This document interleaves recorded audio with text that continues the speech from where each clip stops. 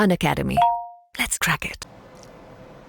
नमस्कार दोस्तों, मैं भरत राय आपका पाथफाइंडर के इस चैनल पर स्वागत करता हूं। तो दोस्तों, कल हमने अपने एथिक्स के लेक्चर को कंटिन्यू करा था और हमने ख़त्म किया था अपने वर्च्यू एथिक्स को। वर्च्यू एथिक्स में हमने 3 फिलोसोफर्स पढ़े थे, एक था सोक्रेटिस, फिर एक प्लेटो और फिर एक एरिस्टोटल। हमने देखा था कि एरिस्टोटल ने कैसे अपने वर्च्यू एथिक्स को एडवांस फॉर्म में लेके गया था और उसने अपनी सारी चीज़ें एक्सप्लेन करी थी। हमने उसके 4 प्रिंसिपल्स, 4 रूल्स देखे थे। हमने देखा था कि डॉक्ट्रिन ऑफ मीन क्या होता है। उसके बाद हमने उसकी चीज़ें देखी थी कि वो हैप्पीनेस को कैसे एक्सप्लेन करता है, how he explains eudaimonia. Then हमने एप्लीकेशन देखा था वर्च्यू एथिक्स का in governance, society and at the individual level.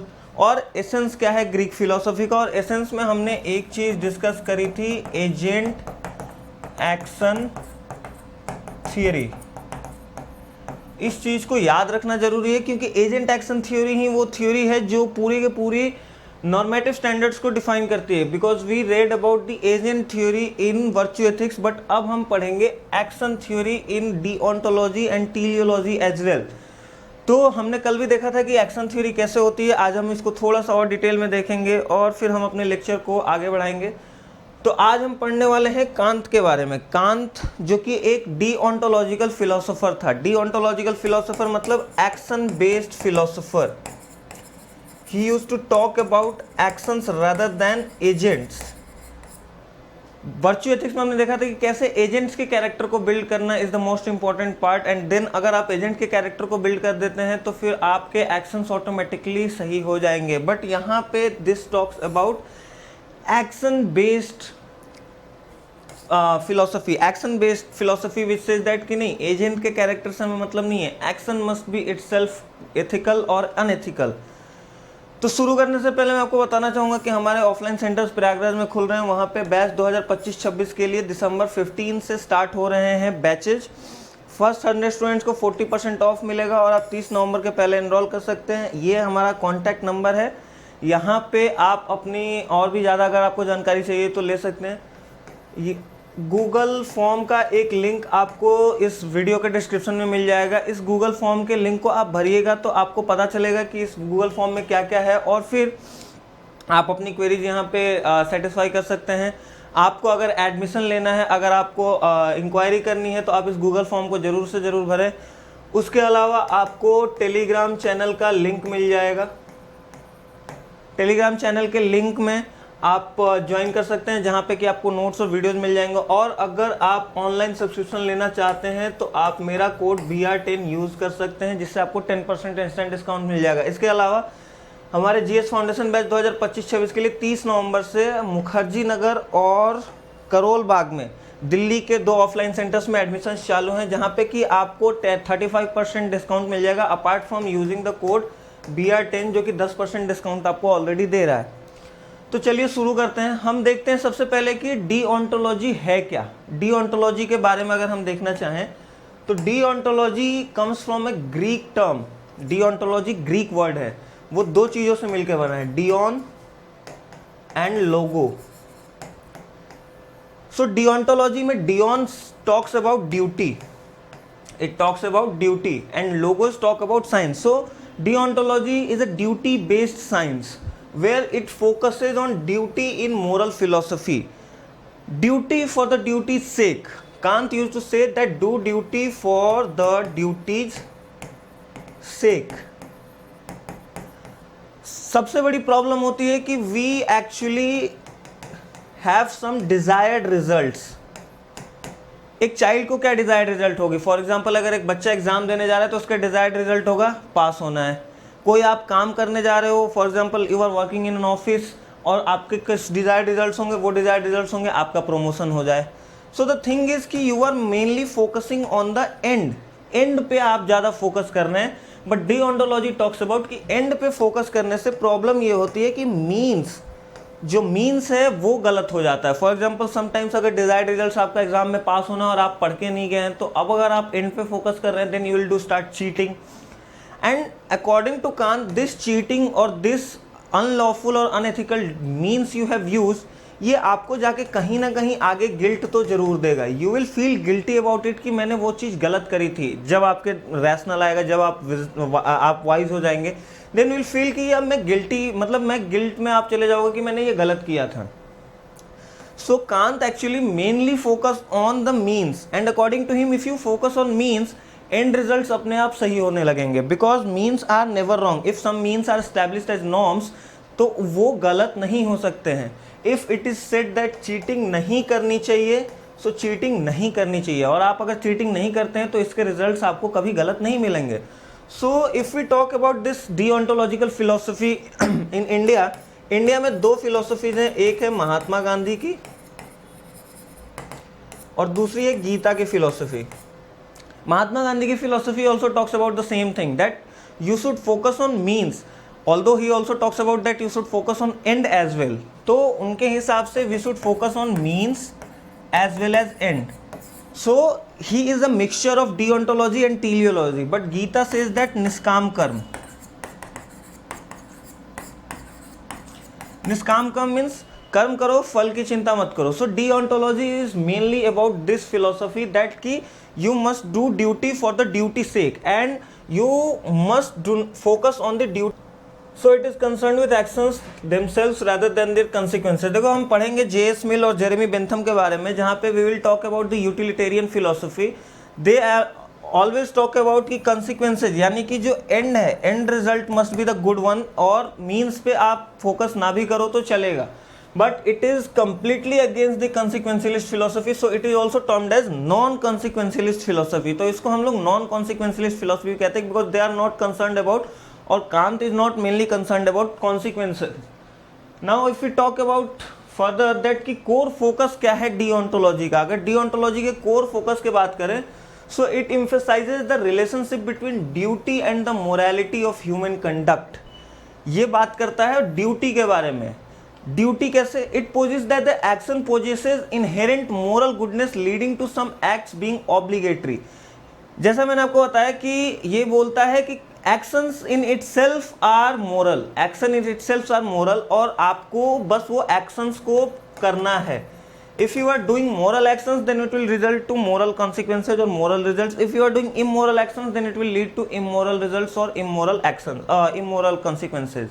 So it says that कि actions inherently contain करते हैं अपने में the morality और immorality. So what are morally right or morally wrong actions? ये कल हम देखेंगे। That are there are categorically imperatives, categorical imperatives there are, or there are some hypothetical imperatives.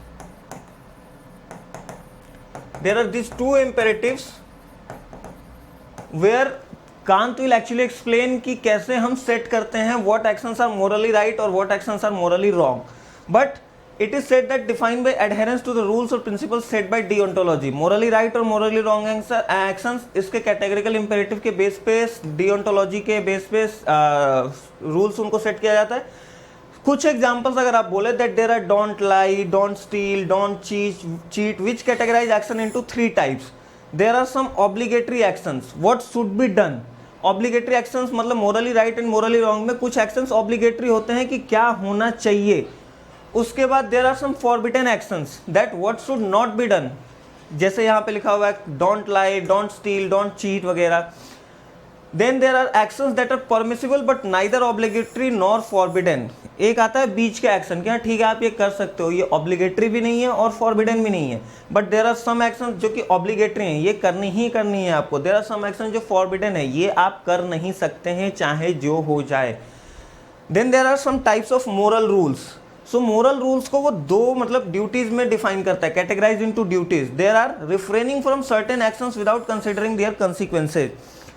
जैसे कुछ लोग कभी कभी बोलते हैं कि you can lie if it is saving someone's life, you can lie if it is saving someone's life, but he says that no, you must refrain from certain actions without considering into consequences. आप consequences देखो ही मत ना। If it is said that lying is an immoral action, then you must not do it whatsoever the condition is. आप consequences के बारे में सोचो ही मत. For instance, if the moral principle is do not tell lies, it is considered a duty not to tell lie under any circumstance. आप किसी भी circumstance में झूठ नहीं बोल सकते. And we will see कि कैसे वो categorical imperatives के basis पे इस चीज़ को prove भी करेगा. He will say कि अगर आप झूठ बोल रहे हैं then consider it as a universal law. आप इसको एक universal law मान लीजिए and then think कि if everyone starts lying, what will be the condition? If you are stealing, then consider it as an universal law and then think कि अगर आप चोरी कर रहे हैं then सबके चोरी करने का अधिकार उतना ही है जितना कि आपके पास है. So it is said that कि if do not tell lies is an immoral action, so it is to be followed under any circumstances. और फिर फाइनली थोड़ा सा we'll see deontology versus consequentialism because consequentialism is just opposite to the deontological. जैसा मैंने आपको यहाँ बताया, J.S. मिल और जेरेमी बेंथम जो हैं ये consequentialism की बात करते हैं. That is your actions must be based on the consequences. आपने वो एक बहुत ही मतलब फेमस एग्जाम्पल है where you have seen that यहाँ पे एक ट्रैक होता है एंड यहाँ पे ट्रेन जा रही है, यहाँ पे 5 लोग या 4 लोग बंधे हो, यहाँ पे एक बंदा बंधा हुआ है. सो आप वो ट्रेन का लीवर आपके हाथ में है, so it is up to you कि आप किधर ले जाना चाहते हैं. तो यूटिलिटेरियंस विल ऑलवेज से कि आप इस रास्ते पे चले जाओ because ultimately you are saving 4 lives people. So this is consequentialist philosophy. Consequentialist philosophy says that consequences को एनालाइज करो और फिर आप उसके बेस पे डिफाइन कर सकते हो कि कहाँ हमको क्या एक्शन करना है. हमारा action based on consequences define होगा. बट कांत ने इसको गलत साबित किया था और उसने अपने डीओंटोलॉजिकल थ्योरी दी थी. हमने डीओंटोलॉजिकल थ्योरी के डेफिनेशंस वगैरह देखे और फिर हमने देखा कि डीओंटोलॉजिकल थ्योरी कॉन्सिक्वेंशियलिज्म से कैसे अलग है. फिर हमने देखा कि उस डीओंटोलॉजी का कोर फोकस क्या है, व्हाट इज मोरली राइट और wrong action, what are types of moral rules and what is deontology versus consequentialism. Now Kant का कुछ पर्सपेक्टिव मोरल ग्राउंड्स पे ऐसा है that revolves around actions aligning with duties performed for their own sake. जैसा मैंने आपको बताया, do duty for the duty's sake. काम के लिए काम करो, फल के लिए काम मत करो. So it is saying that ethical actions according to Kant result from following universal moral laws such as not lying or cheating. People should adhere to these rules and fulfill their duties. He believed that ethical actions should not be exceptions made for oneself but rather a consistent adherence to moral rules. ये वही चीज़ें अंग्रेजी में लिखी हुई हैं जो मैं आपको अब तक बता रहा हूँ. बस मैं एक बार पढ़ के सुना रहा हूँ ताकि आप इस चीज़ को एक बार समझ जाओ. Deontology, which Kant supported, emphasizes the importance of not violating universal moral rules at any condition, at any cost, in any circumstances. He argued that religion and morality aren't necessarily compatible and advocated using reason for human intellect to discern right and wrong. आप अपने दिमाग का भी use कर सकते हो बहुत times पे कि क्या चीज़ सही है क्या चीज़ गलत है. फॉर एग्जाम्पल उसने जो अपने कैटेगोरिकल इम्पेरेटिव बताया था उसने बोला था डू नॉट टेल लाई. अब अगर आप झूठ बोलते हो तो आप सबको मान लो कि झूठ बोलना चाहिए और फिर आप एनालाइज करो कि ये पूरी दुनिया झूठ बोलने लगे तो कैसा चलेगा. Kant took morality seriously. उसने मोरालिटी को बहुत सीरियसली लिया और मोरालिटी इन एक्शन को सीरियसली लिया. Morality not in agent rather action and believed it to be constant not subject to fluctuations और सिचुएशनल एथिक्स. वो सिचुएशनल एथिक्स को मानता ही नहीं है. सिचुएशनल एथिक्स उसके हिसाब से गलत है. उसने मोरालिटी को बोला कि मोरालिटी तो एक चीज़ होनी चाहिए. आप सिचुएशन के बेस पे अगर मोरालिटी को फ्लक्चुएट करेंगे तो फिर उसका कोई अपना इनहेरेंट मीनिंग ही नहीं रहेगा और फिर आप मोरालिटी को कैसे डिफाइन करोगे. So he took morality serious and he made distinction between 2 kinds of acts. हमने यहाँ पे देखा there are categorical imperatives and there are hypothetical imperatives. इसके बारे में हम कल अच्छे से पढ़ेंगे और आज कांत को यहीं पे हम समाप्त करते हैं. कांत की कैटेगोरिकल इंपेरेटिव्स कल अच्छे से देखेंगे हम. और फिर मैं आपको बताना चाहूँगा कि अगर आप प्रयागराज में हैं तो हमारे प्रयागराज में ऑफलाइन सेंटर्स खुल रहे हैं. बैचेज 2025-26 के लिए स्टार्ट हो रहे हैं दिसंबर 15 से और पहले 100 स्टूडेंट्स को 40% ऑफ मिलेगा. आप अगर एडमिशन लेना चाहते हैं तो आप इस गूगल फॉर्म में भरें. आप गूगल फॉर्म भरेंगे तो आपको पता चलेगा कि उसके अंदर क्या क्या है. आप अपने आप चीज़ें समझ जाएंगे उस गूगल फॉर्म को खोल के. तो उस लिंक पे आप जरूर क्लिक करें. और अगर आप दिल्ली में आके अब प्रिपरेशन चालू करना चाहते हैं तो हमारे सेंटर्स ऑफलाइन मुखर्जी नगर और करोल बाग में है जहाँ पे कि 30 नवंबर से बैचेस स्टार्ट हो रहे हैं और आपको 35% तक डिस्काउंट मिल सकता है along with the code BR10 जो कि आपको एक्स्ट्रा 10% डिस्काउंट दिलाएगा. सो मिलते हैं कल कांत के साथ फिर. तब तक के लिए धन्यवाद. जय Hind. Unacademy. Let's crack it.